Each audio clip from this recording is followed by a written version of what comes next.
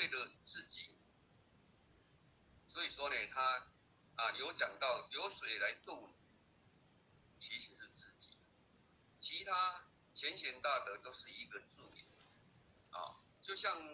今天右手讲师跟我们呢慈悲的这个六度万行的一个方法细则一个方法，那我们已经了解体悟了。那最重要的就是我们要如何呢来加以落实在我们的言行举止当中。那这样呢，不断的日积月累不断的来累积自己的智慧，累积自己的勇气以及我们仁慈，也就是说修道的三大德，智仁勇。在修办当中呢，有了修道的这一种三大德呢，当然我们就借着这样，慢慢的来成就了自己。也就是当我们了解以后呢，我们能够加以在六度当中呢来学习在布施啦如何来持戒啦、仁慈还有精进以及禅定，达到最后的般若。那这当中呢，其实让我们知道，但是我们要一点一滴的一点一滴，这样呢，你就会慢慢的练就不要因为说我一直都没办法去改变了，或是去改变的非常的少，你就自己气馁，没有那一种勇气，没有那一种智慧的来精进自己。那这样到最后，真的你就是不进则退那到最后呢，也许你又停止你的这一种修行所以说呢我们今天能够得了这个道之后我们不断的在学修讲办当中来精进。那今天呢右手讲师跟我们慈悲的这个六度万行是大乘佛法，你要修炼成佛挺重要的这一种途径的这一个途径。那我们在这六度万行的当中呢，我们如何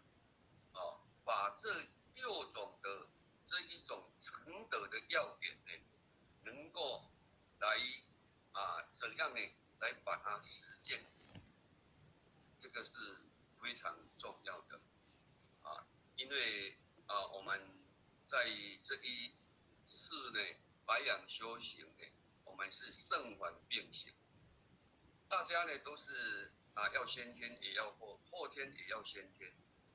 那在这当中圣凡并行的当中，我们是不是为了还业而疏忽掉了圣业或是在还业不能称心如意的时候，对道呢的这一种肯定呢，那就心灰意冷。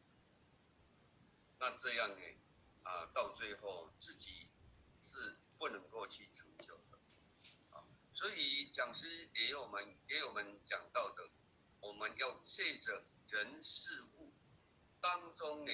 来精进的自己。没有人事物，我们不知道我们到底的功夫呢修到哪个地方。那当然借着人事物的考验也好，我们的业报也好，只要我们能够面对的，当然用着感恩的心那么来接受那来做一个善解。其实我们还是可以关关难过关关过，在人生圣凡当中呢，自然而然呢，就会非常的越来修办的道路呢，越来越坦途所以说呢我们在修行当中最重要的呢就是能够来实践。那今天呢非常感谢我们右少讲师呢慈悲让或许呢真的一次比一次的刮目相看对于这个道理的阐释呢，也越来越能够精微而可以应用在平常当中他也注意到我们这个圣堂的这种弥勒园呢就有这一个数位的这一个小菩萨非礼勿视，非礼勿动，非礼勿言，非礼勿听那其实在修办当中呢，就是我们的一个经验，一个历练所以说呢或许也感觉在我们右少讲师呢其实在修办的意见呢其实也越来越高这是或许一路来所看到的其实他内心的意境提升相对的我们就可以看到他的作为就是会有不一样就像这一次呢昨天进入昨天我们祭祖呢他父子两个呢就非常的辛苦来负责的这一种交通指挥那在平常呢能够上下里啦、县动啦、办道啦在点点滴滴你看在修办的当中呢借着修办佛堂的这一种环境让自己能够学习更多表现更多对自己修办的意见呢当然是会越来越好所以说呢在我们道场我们大家都能够学习去承担如果我们没有承担我们没有了验我们就没有体悟我们就没有历练的机会所以说有事建功义除了能够学习了验之外也提升我们修办的层次因为我们也知道修行不在于修福报而是要福慧双修那福慧双修的慧就是在你遭遇到难点的时候难忍能忍难行能行难做能做的意见就像或许遇到这个晚仙晚仙呢也非常的精进嘛那这一次呢他这个4年教育也已经结束或许也鼓励着他能够进入到我们中心的学界讲师来接受历练那当然或许在跟他分享一路走来他也非常的辛苦因为上班晚下班呢来到佛堂就是非常匆匆忙忙的也非常的难得三宝也已经验说所以讲到这里他有所体悟由内心的真的就是掉下眼泪得来不易你看这种成就是非常的可贵的那如果没有道场给我们历练的机会没有同修浅显大德鼓励提携那我们又如何能够来成就所以在道场上呢我们要好好把握有这一个道场让我们学习表现的机会我们一定要好好把握能够把握每一个当下讲师今天呢也有讲过等待何时呢我们才来修办其实就是在当下做了就是你的你如果说明天后天等到钱有了或是说让你的业力催老的时候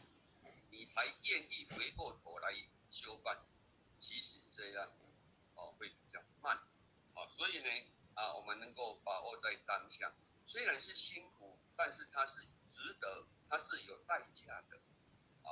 那从中最重要的就是能够提升我们修办的意境让我们达到最后的华喜给自己能够去正道所以说呢，今天非常感谢我们右草讲师，也感谢我们马来西亚呢，美来前贤，感谢我们泰国呢刘助理，也非常的忙，因为他在泰国呢，有自己的事业，又有负责我们泰国的这个整体的道务呢，其实也非常的忙所以他也拨空来参加我们今天的引德班非常的感谢他。那或许在这里感谢我们右少讲师，今天呢讲得非常的好，一次比一次的能够扣人心弦，让人更容易呢领悟体会的想要去进修。所以或许在这里非常的感恩。那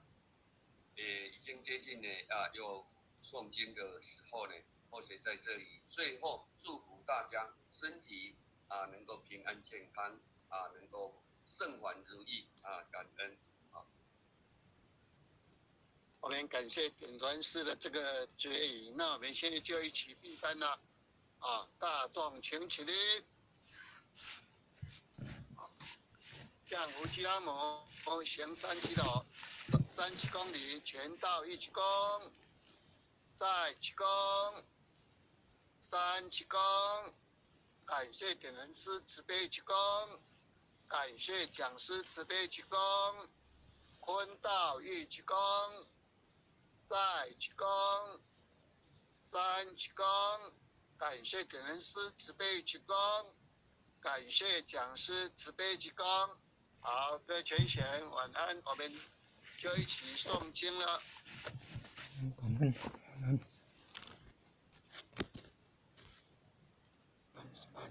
感谢慈悲。